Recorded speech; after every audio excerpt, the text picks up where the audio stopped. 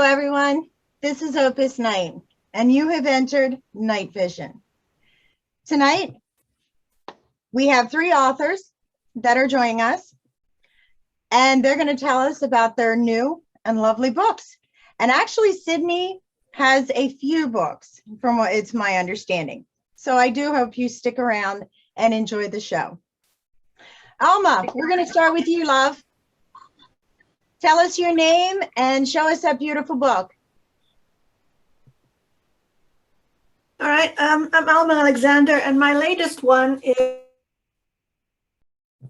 this one. It's called Fractured Fairy Tales. It's a collection of stories which are fairy tale or fairy tale-like.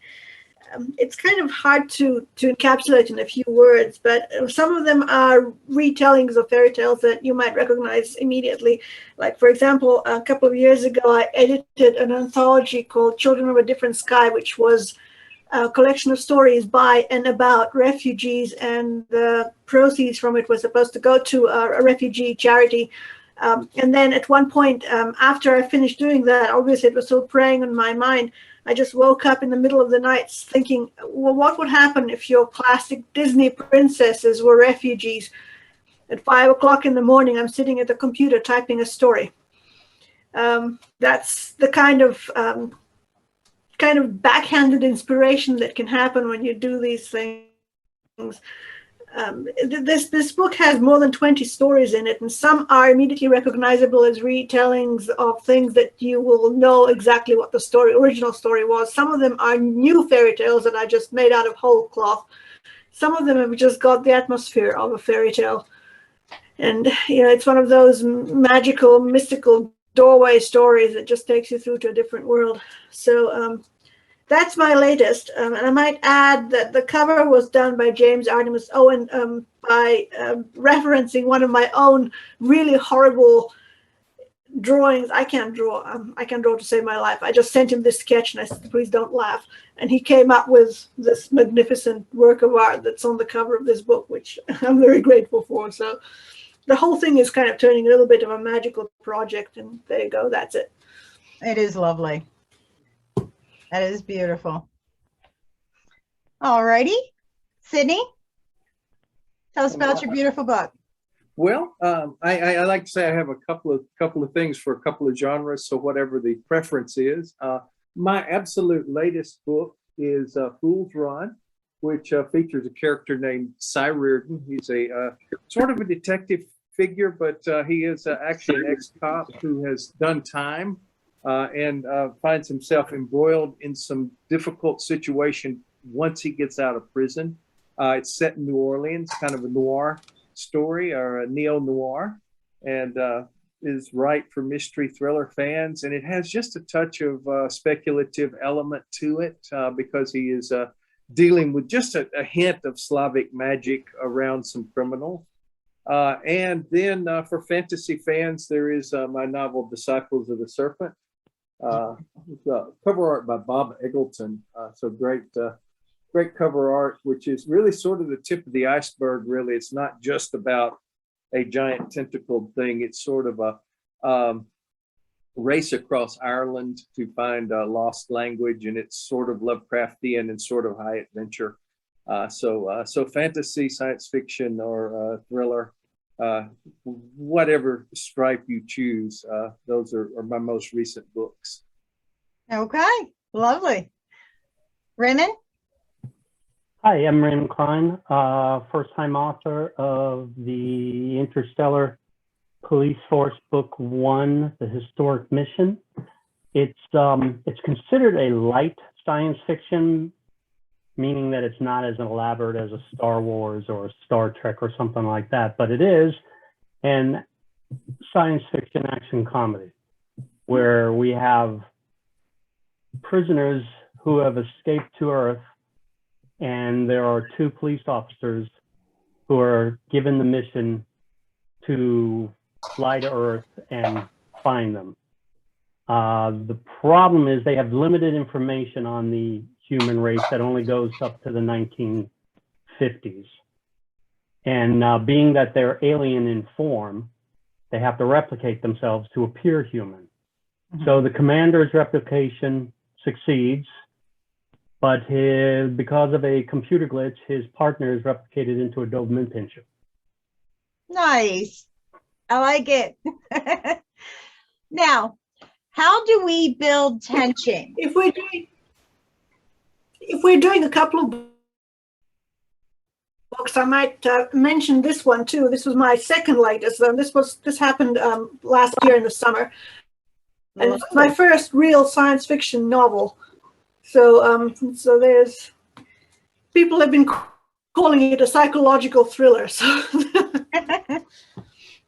It is beautiful. And I love when you have anything that you can share, because our viewers absolutely love it.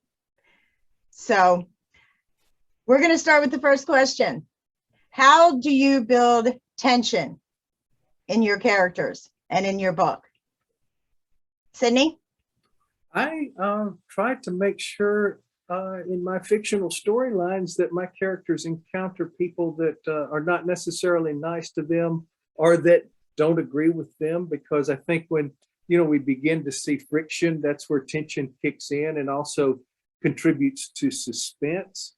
And especially on a second draft, I will back up and I will look at a scene and say, is there a way to ramp this up? Is there a way to make things more difficult in this scene for my character? And with Fool's Run, I certainly, my friend is reading Fool's Run now, and she mentioned the other day, she goes, I really love that Cy can't catch a break. And it is the nature of an exciting story for the hero to just keep finding stones in his path. And so I look at scenes and I say, is this guy agreeing with the hero too much? Is there a way that this person could be more of an obstacle for the hero? And I also ask, is there a way to ramp up the hero's challenge in this story? And I'm actually working on the second Cy Reardon novel now. And I'm kind of in the midst of scenes. And I know that there are outside threats to him, but I'm always looking for ways to really keep the stakes rising and keep his problems mounting. And so I want, even with a scene where he's trying to pry some information out of people, an extra layer of threat kind of residing outside of the initial scene, and always looking for ways like that to keep things interesting. And certainly as a reader, when I really try to analyze when I'm leaning into a book, I find that it is where there is conflict and where there are problems for the hero or whatever, and are suggestions that the hero is going to have, like this character is going to be a real problem for the hero at some point. And just always, keep ratcheting that up, if you will. Yeah, I like it. Beautiful. Raymond, how about you, dear? Well, my characters are kind of the fish out of water kind of scenario, being that they have limited information on Earth. They try very hard to fit in, and it's a covert mission, so they have to do this secretively, but they keep getting noticed. Their space cruiser, for example, is also transformed into a 1959 Ford Thunderbird. So when they find out they're driving a car that's almost 40 to 50 years old, that causes some anxiety for them. But the people they meet, they do get comfortable with the human race, and they're searching for the prisoners, and they find a couple in the first book, and there's a shootout and some pretty decent action. Nice. And comedy to boot. I would say there's inherent tension in one of them being a dog too. That Yeah, was true. I love that. And he does talk, so it's not like there's a communication difficulty. He talks, and he's a police officer that is highly recognized and decorated. So he's very upset that he's on this covert mission as a dog. Yeah. Now, Raymond, when you began writing, did you go from start to finish with the book? Like, did you know precisely out of either outlining it, or are you more towards a pantser? Which way do you? Well, this book took me a while to write. Mhm. I had pretty much the first 5 to 6 chapters and the last chapter pretty much written. I knew how it was going to unfold. It was getting everything in between to fit that took a while. Yeah, that was my next question. Is the beginning, the middle, or the end the toughest for you? Well, hang on a second. I haven't answered the first one yet. I know, keeping that in mind, I was going to say, Alma,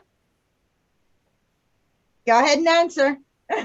Please, we wanted to hear what you had to say, love. One of the basic definitions of a story, of any story, is basically a character with a problem. And one of the things I appear to be exceedingly good at is shoving problems under the feet of my characters. And at one point I said to someone, I never wanted to meet any of my characters alone in a dark alley at night, because they're going to want to kill me, because their lives are made immeasurably difficult at any point in their lives because I happen to be in charge of them.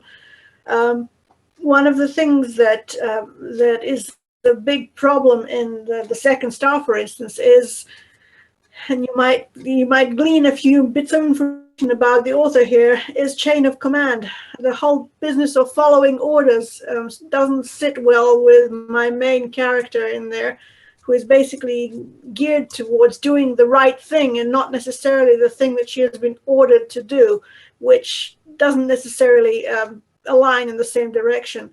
In fact, there's a lovely little discussion in there with one of the other characters about the Dungeons and Dragons alignments, or who's lawful good and who's neutral good and who's lawful evil in this book. And what does it actually mean to run around obeying orders that you may or may not know that are the wrong thing to do, the absolute wrong thing to do?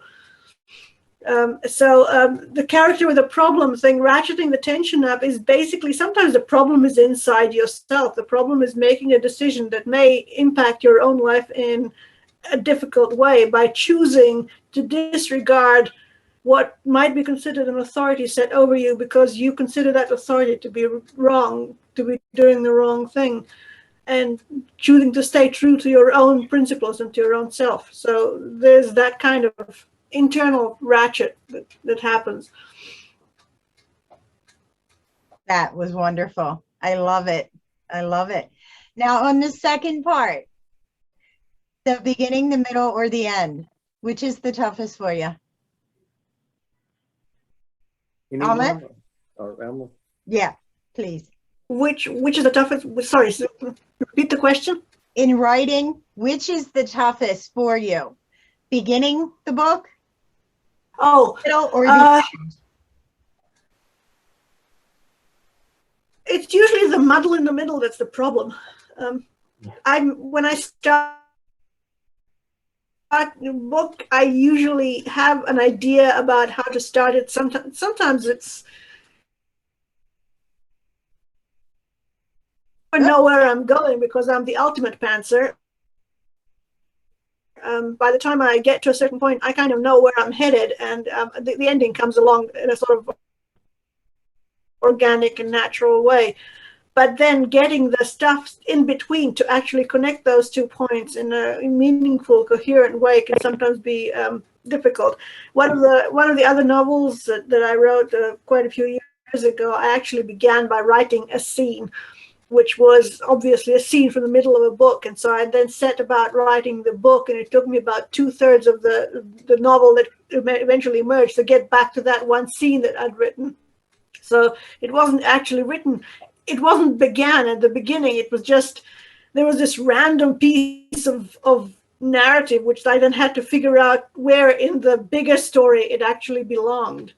So yeah, the middle bit, trying to sort out where things, it's like playing with jigsaw puzzles for me, really. I just need to find the pieces to fit.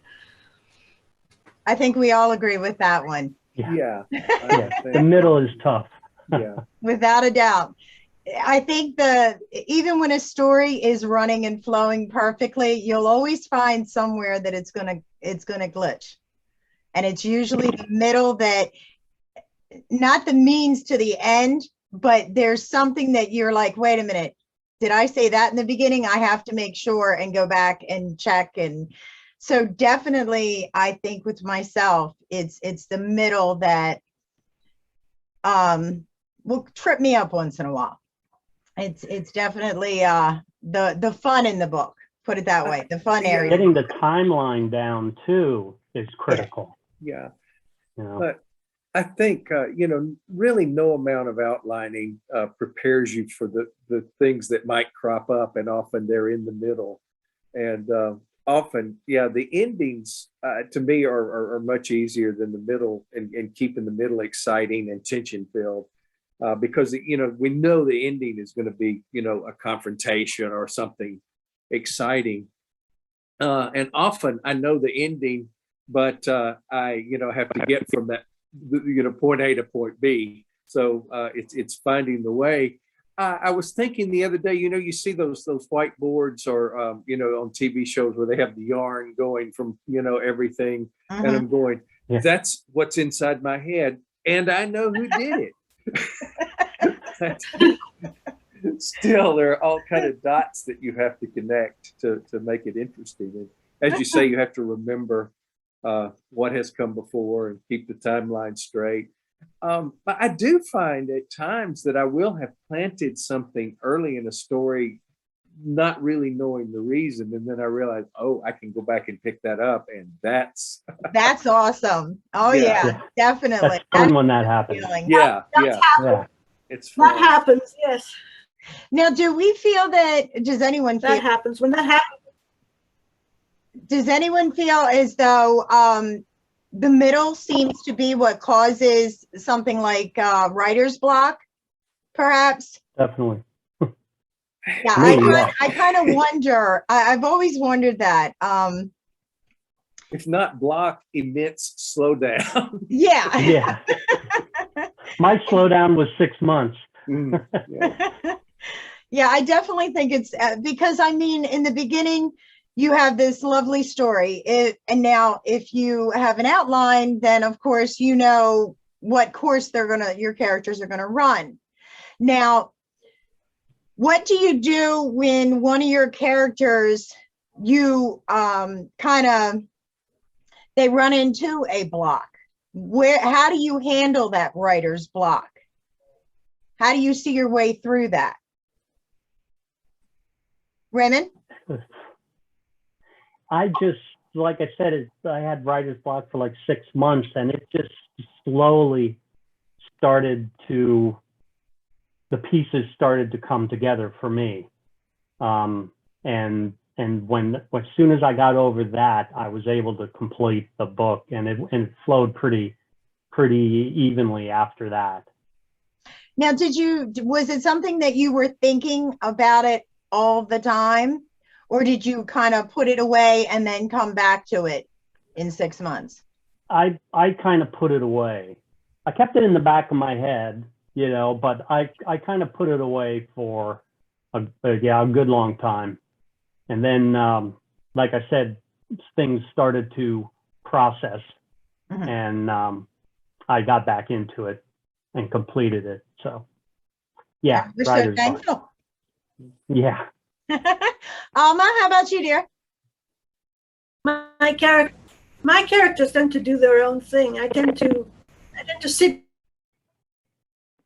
down and take dictation, because my characters just turn up and they've got their own story, and I find out what happens when they do. So when they run into a block, I tend to run into the same block with them, and I have to figure out with them exactly where to go from there.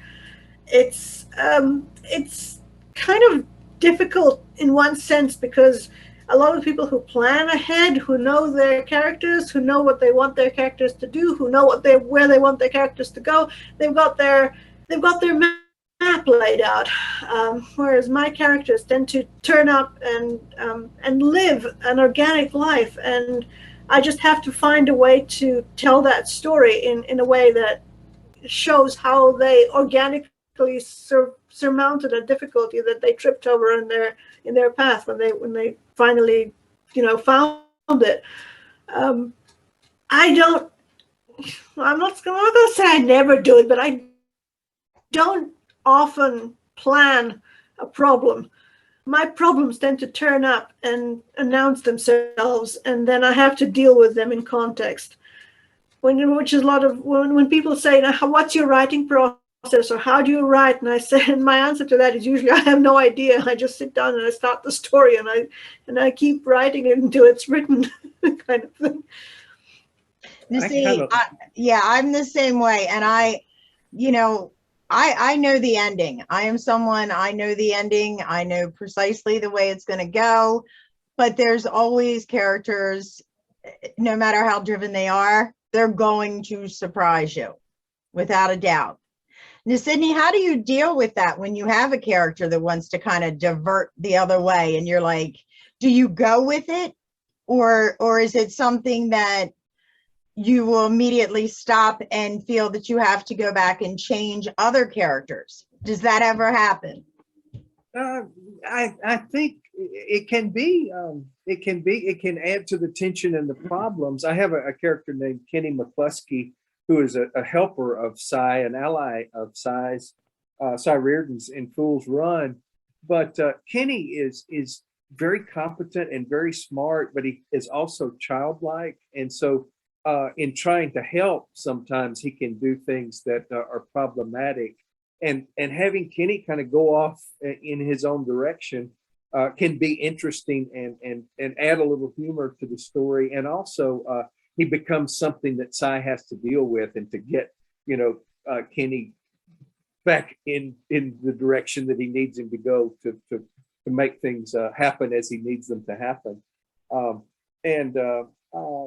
Writing with a first person narrative like Fool's Run and Long Walks, the follow-up to it, there is a little more control because everything is happening through Cy's eyes, although things can certainly come out of left field at him.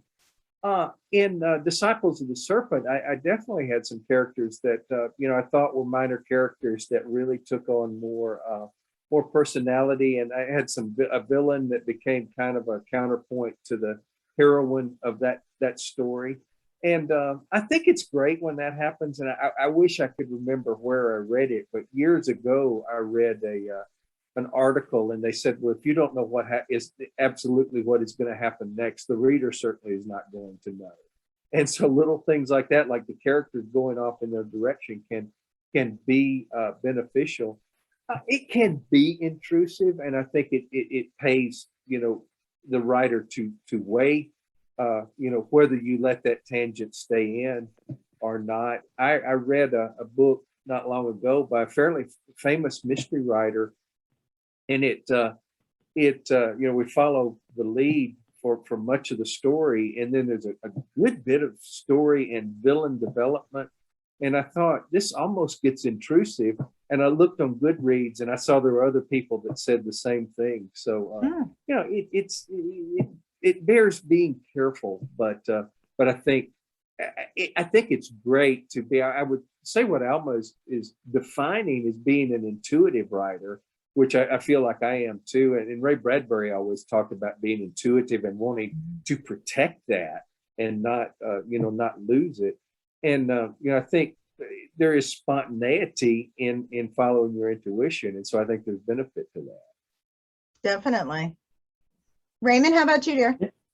Well, I've had several paragraphs and chapters that surprisingly unfolded on their own. Like I was like watching a movie. It wasn't pre-planned or anything, but the characters went in a direction and it just flowed. It was funniest thing, you know? Yeah, it I'm is kind of awesome. the same way. I think we're all kind of defining the same things. Yeah. It is like this really happened to these characters. I'm just, Yeah, I'm just yeah. figuring out what happened and putting it together. Mm-hmm. Definitely. Now, what is your favorite part of world building? Alma? What do you Creating a world that can stand on its own 2 feet and be thoroughly believable, but according to my rules and nobody else's. It's almost like playing God with your own universe. You can do whatever you want, but it has to make sense internally in the context in which you're building that world. And you can break rules, but first you have to know what they are. And building a world is just all the little details that come up that may not even be necessary. They may not seem to be necessary when you start out, but then you're going to hit a certain situation where in our world you would know exactly what happens or what is necessary, but in that world, because it is not our world and it is different, you get to decide, you get to make those decisions, and you have to make the right decision for that particular situation to suddenly be able to, to be believable, to be internally consistent with the world that you're trying to build. Like, for example, one of my favorite bits is that magic always has a cost, and a lot of people always forget that because it's just easy to have someone throw a piece of magic into the cauldron when they need it, and okay, fine, we just solved the problem and it's magic. But no, every piece of magic ever done has a cost somewhere, and to me, building a world is taking the cost into account. Somebody somewhere is paying a price for this, and what it is and how high it is can make a great deal of difference in that world, in those characters, in that situation. But you have to keep track of the tab, if you like, who is owed what and who is owing what for what they have just tried to do. One of the one of the best ways that I've seen this done, I don't know if you guys remember a short-lived show called Carnival. I don't know if you ever saw that. Oh, yeah. But one of the characters in there was a healer who was kind of blundering about trying to figure out how this works, until he figured out that in order to heal, and he could heal almost from the point of death, but in order to do that, he had to take the healing magic from the life of something else that was living, that was nearby. And there was one absolutely wonderful scene where he's standing in the middle of a cornfield and he's healing somebody in the middle of the cornfield, and you could see the cornfield dying around him in a circle as he's doing this magic. He's pulling the life force from that corn, and it's a beautifully visual image of magic has a price. Look what I'm doing, but look what it's costing. Definitely. Very, very true. I love that. Miss Sydney, what about you?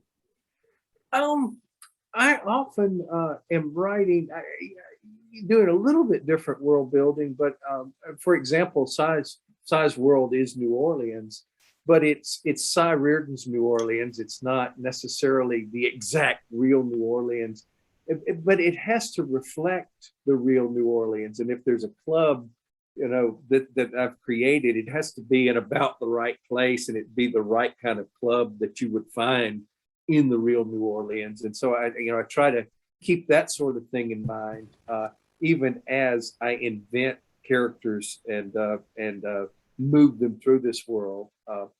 I like to have the backdrop be a real, provide a real sense of place.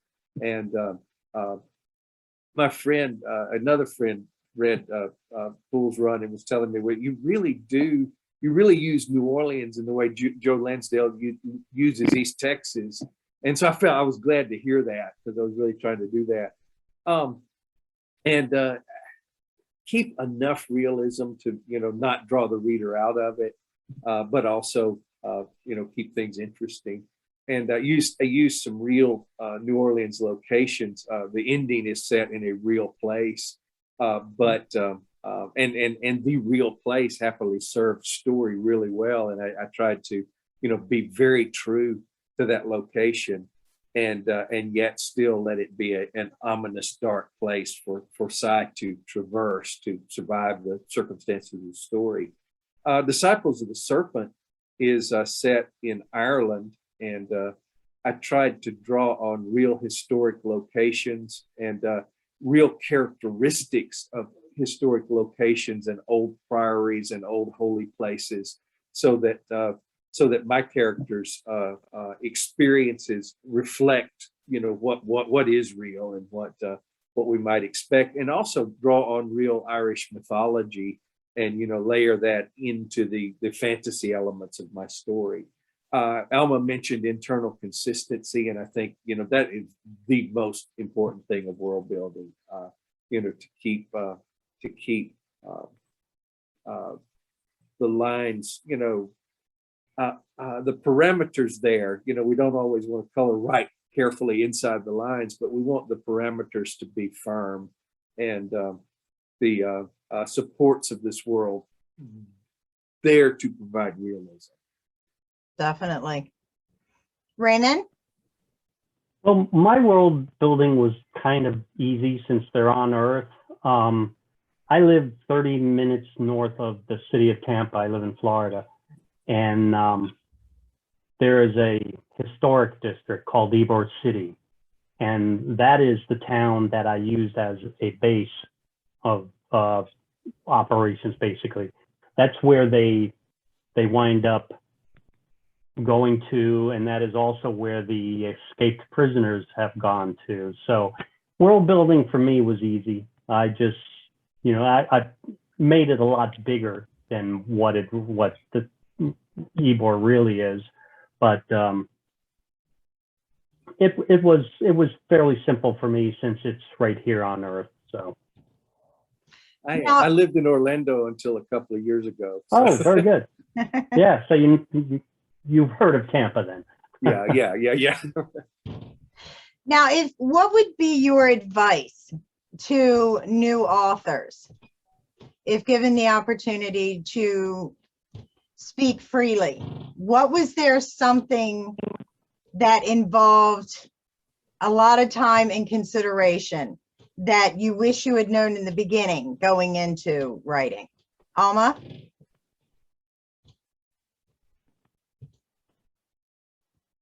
That writing as a career consists of a lot of hurry up and wait times, and that you need to cultivate a large dollop of patience along the way, because otherwise you're going to start having steam coming out of your ears at a very early stage, especially since a lot of markets will tell you, we do not accept simultaneous submissions. We do not accept multiple submissions. In other words, there is a story that you've got, and you've got to send it out one place at a time, and then jolly well have to wait until that place gets done with it and sends it back to you before you can send it out anywhere else, which can often take multiple authors' lifetimes to accomplish.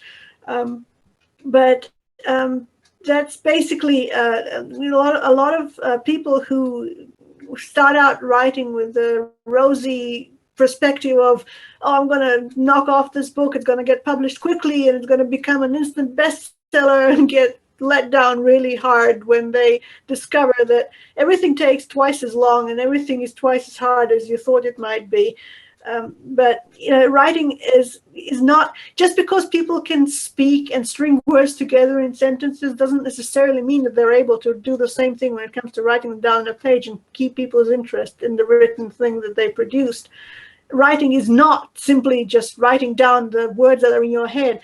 There is a certain ability that you need to have to create a sentence that looks like a real sentence but isn't. You've got to sort of have this kind of little extra dollop of magic in there to make it something that is going to hold the attention of a reader who is willing to take the extra step of leaving the reality of they're living in and following you into the world that you have created.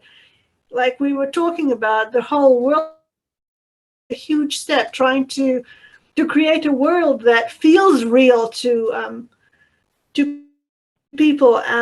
There are there are certain books that it's difficult to think about as being somehow other, because when it is your reality that is the weird, non-real. When you're inside that book, you're inside that book, and that's your reality. And that is something that I would really encourage with people who are new writers or starting out, the quality of immersion that you need to create and sustain for a book to keep a reader occupied and interested and in it is a quality that you need to really work on. It doesn't come immediately, instantly, and completely natively ability naturally. You really have to work at this thing. I've heard it said that in order to write 1,000 good words, you have to write 1,000,000 bad ones. But that's because you have to learn how to, to get through all the traps that are in there, and you have to learn your own parameters, your own abilities. And after a while, after you've written a bunch of words that you look at and you can see that there's something slightly off with them, you suddenly know how to do it right. Definitely. Definitely. I definitely concur. Sydney, how about you?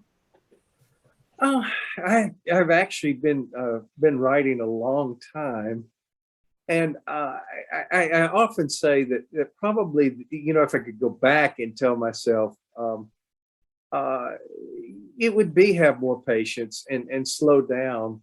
I was very driven early on, and I sold my first book in probably 1989, and I was quite young, and the writing life is kind of, living in public, and the public sees you learn, if they read enough of your stuff.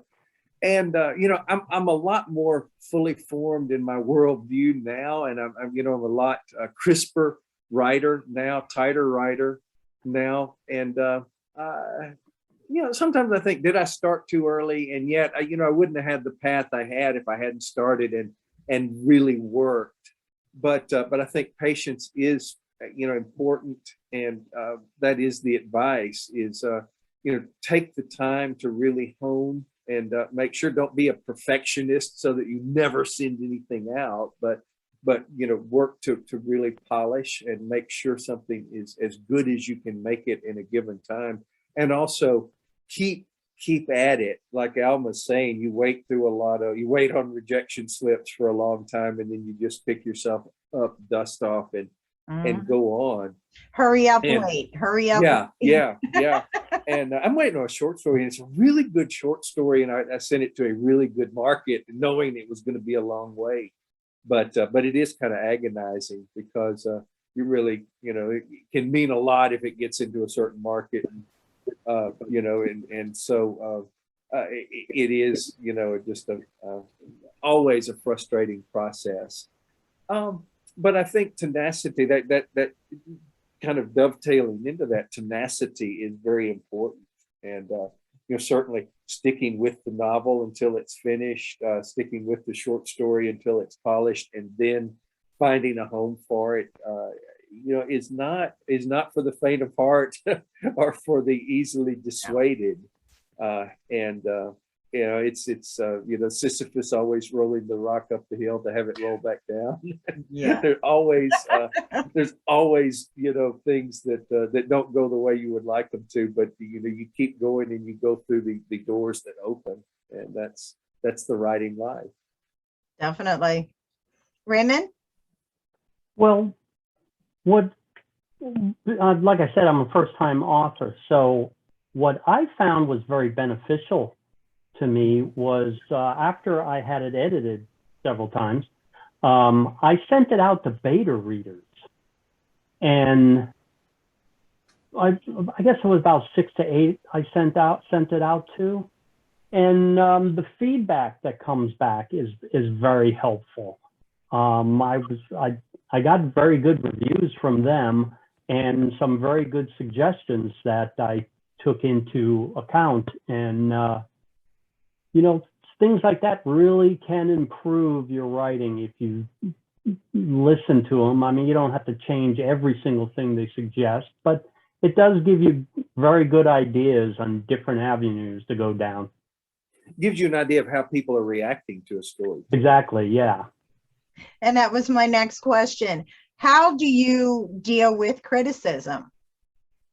And how much of it do you take before you actually go back to a book and say, something's not right here. I really need to figure, you know, are they right, or am I going to change it, or am I going to leave it? Alma? Two things. One, editors are worth their weight in gold, and get one, especially if you're starting out and you're not I quite agree. certain of your own voice. Editors are really, really important. So I cannot underline that most. I'm really happy to hear that you actually did that. A lot of first-time authors basically just skip that step and just, you know, assume they're good enough as they are and carry on doing it. Beta readers are very important. You actually need a cold set of eyes on your thing. You are always too close to the manuscript as the writer, and there's just things that you see or you don't see, because what you're seeing is what you think that you did and not what you necessarily did.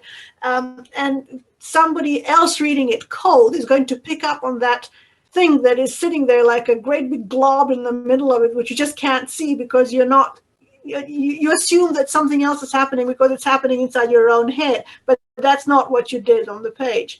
So that is an extremely important thing. And the other thing is going on from that step to the published book, and how to deal with criticism and how to deal with bad reviews. I've always said that if you don't get a bad review now and then, if nobody ever hates your book, then not enough people are reading you. Essentially, there's always going to be somebody out there who's not going to like this. I mean, you cannot please everybody. There's just no way that you can. So if you keep on getting these wonderful gushing reviews, that means your friends are doing them because they need to make you feel good about what you're doing. If somebody who comes up against the book without knowing anything about it or you and doesn't like it, that means that you're out there in the real world. You've reached somebody who is not in your bubble and who may not necessarily understand, like it. That doesn't mean it's a bad book. It just means that it's reaching enough readers to get the reactions that is the breadth of reaction that you want. I mean, if you've got a book that sells 100 copies and you've got a book that sells 100,000 copies, I'd be pretty surprised that if you get 100,000 gushing reviews coming back at you, there's going to be somebody in that 100,000 who's basically saying, I don't like this for reasons X, Y, and Z. So unless somebody doesn't like your book, not enough people are reading you. Well, and people are going to have different tastes. And people are going to have different tastes. And I was going to say, I think it's good to have beta readers that you can trust, and it pays to know what their likes are and what their backgrounds are. I was fortunate when I was writing Fool's Run to have a good circle of people to work with, a writers group. And had a guy that was a playwright, and a guy that was a comics writer, and a guy that wrote alternate history.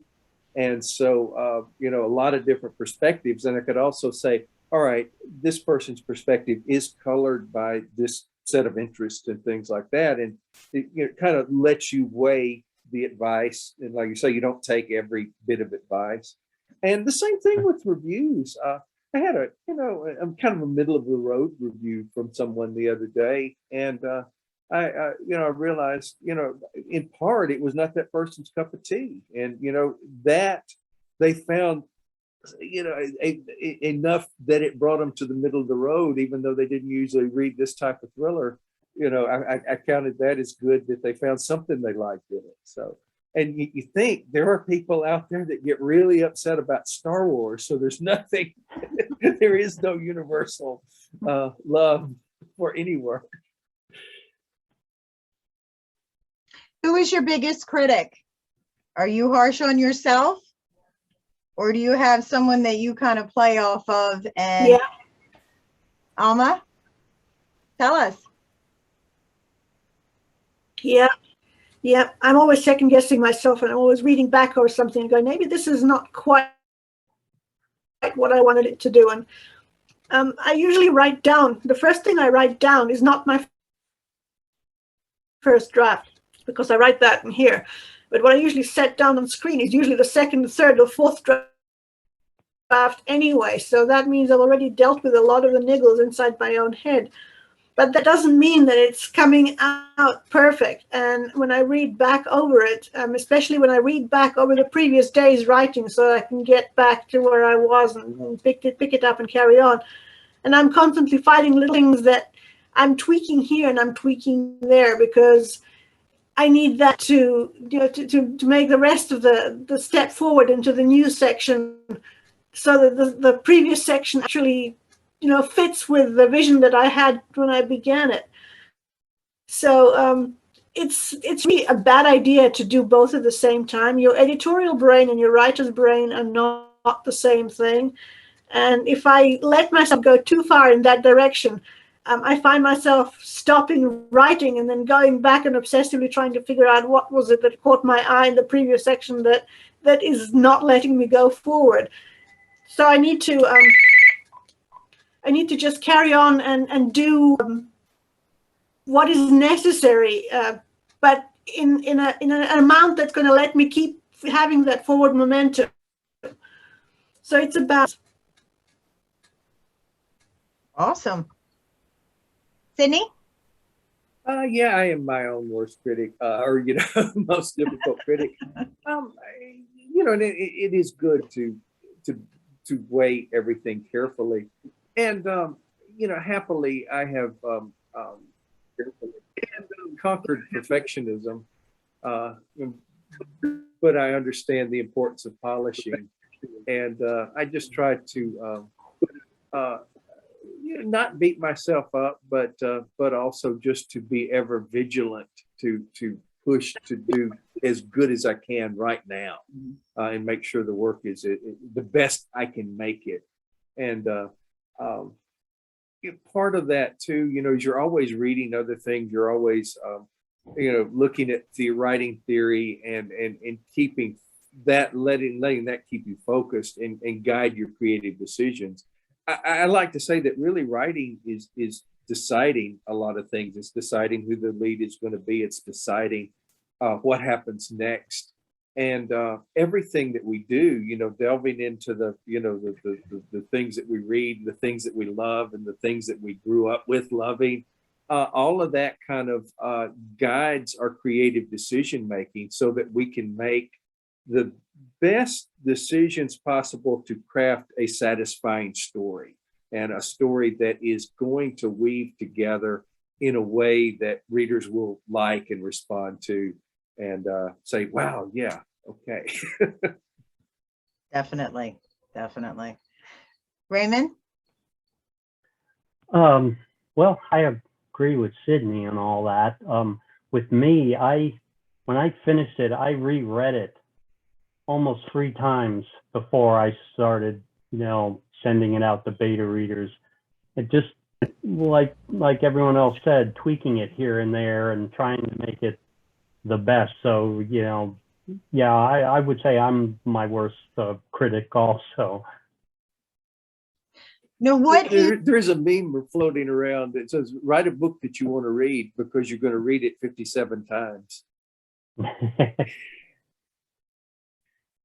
And the thing, Yeah. What's that? And by the time it's on page 250, while you have to read every line before you get there, you really are reading it for the 54th time. Yeah, that is true. Now, has anyone actually memorized their own characters when it comes to, have you ever been out and you're working on a character and perhaps their dialogue or the world building, and you realize they wouldn't do this or they wouldn't do that, but then you see someone and they're very similar to your character, or they'll have certain traits and it kind of like registers to you, aha, this is how this would play out? I've had this happen twice. And I swear one of my characters literally walked into me. Like he went to open the door and we bounced right into each other. And it was so funny because I was building a character and I had the world set and everything. Everything was in place. And then I got to a point of where I'm just sitting there and you know how you're pontificating and like, what are they going to do today kind of thing. And the funniest thing was this guy, we end up banging into one another. And I found out he was world building because he was an author. And I was world building, which was hilarious. And he looks at me and he was like, I'm so sorry. I'm thinking about my book. I'm so sorry. And he was like, did I hurt you? And my thing was a complete opposite reaction because I looked at him and I said, you know, I wondered how I would get someone through, you know, a certain passage that was in the world. And you just gave me the most perfect entrance, you know, and it was amazing. Now, have any of you ever experienced any kind of like fruitions that came true without you even realizing it or that you needed it? Sydney? I'm thinking about that. I don't know if I've had any experience quite like that, but I think it's definitely interesting if a character does something that, you know, seems inconsistent, and yet they do it. Often, you know, a story in part, I mean, you know, a story is about somebody with a problem. And a story is also about how that person solves their problem or attempts to solve their problem.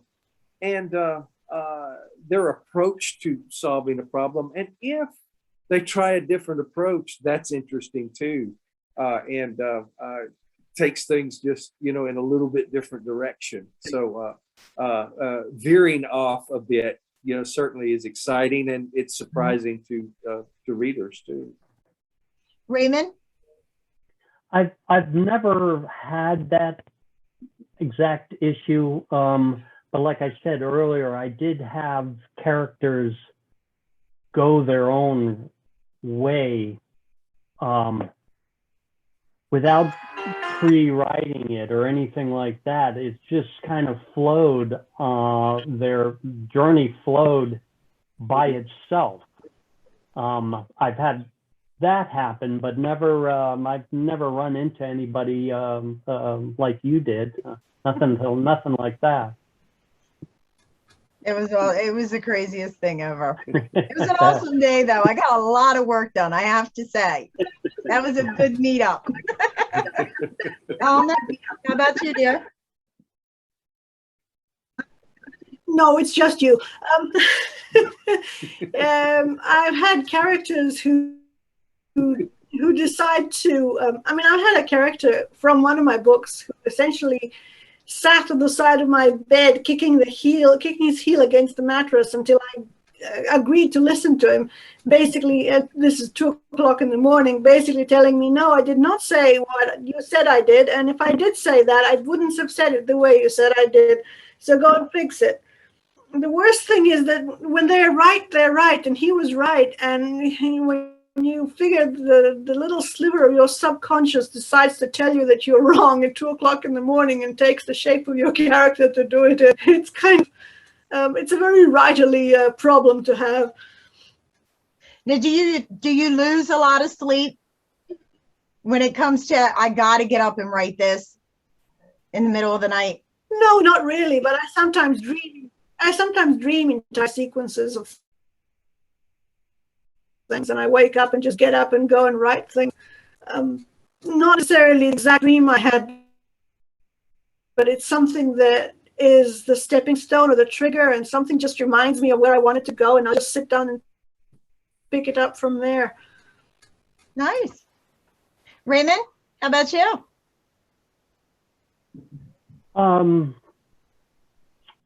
I've never lost sleep over any of this. I didn't really have a deadline since, you know, I pretty much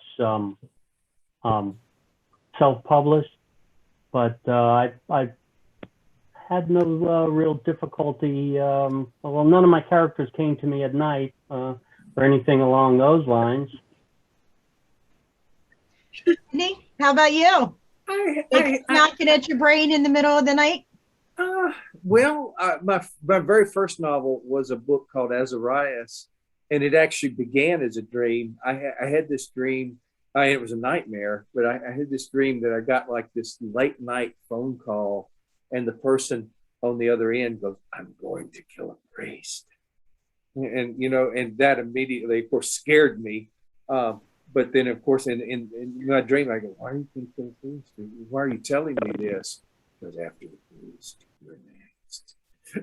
I thought, wow, what a perfect beginning to a story. And so I'm going to kill a priest, in quotes, is the first line of Azarias. And so all that, came to me in a bad dream. I think things, work out in the night a lot. And then I'm an early morning writer these days. I used to be, I used to stay up late and write. I worked from 1 p.m. till 10 p.m. at one time. And so I started writing about midnight after I got off work, and I worked till about 2 a.m. Now I get up early and I write in the mornings, and happily I have, a lot more time to write these days. And so I write mostly in the morning when I'm fresh. But I think more, I don't necessarily have to get right up and write in, at 3 a.m. or anything, but a lot of things process, and a lot of times, ideas come together so that when I get up, I'm kind of ready to work. Gotcha. Well, everyone, I have had a lovely time. I'm going to ask, how can readers find you? So please tell us all your media information and how they can find you. Alma, how can we get in touch with you? Well, my website is at almaalexander. My website is at almaalexander.org, and a lot of the relevant links are on there. But I'm in all the usual places. I'm on Facebook, I'm on Twitter, I'm on Goodreads. If you plug me in, you're going to find me. But you can sign up for a newsletter on my website. So that's probably the best way of keeping up with me. Awesome. Sydney? Same thing. The website is kind of the home base, and that is sidisalive.com, SIDISALIVE altogether.com, and certainly can sign up for a newsletter there. And I'm on Twitter and Facebook as Sid is Alive Books, and Twitter is just Sydney_Williams, and same with Instagram. And I always, just Google Sydney Williams writer, and that's a good way to find me as well. There are a lot of Sydney Williams out there, including a diplomat, but throw writer in the mix and something about me will come up and lead to something else. Raymond?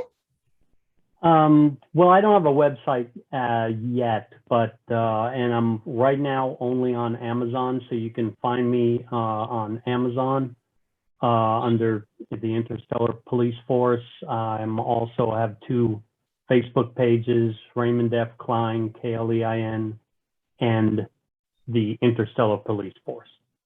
Okay. And I'll branch off to other platforms here, hopefully in the next couple of months. And to readers, I thank you for joining us. And for writers, I hope that you stuck along till the end, and I hope that you learned some valuable information. Everyone have a beautiful night, and thank you for joining us. Thank you for having me. I appreciate it. Oh, definitely. Anytime. Thank you for having me. Thank you. Have a great night, guys. Thank you. Night. This has been Night Vision. Have a great night, world. Good night.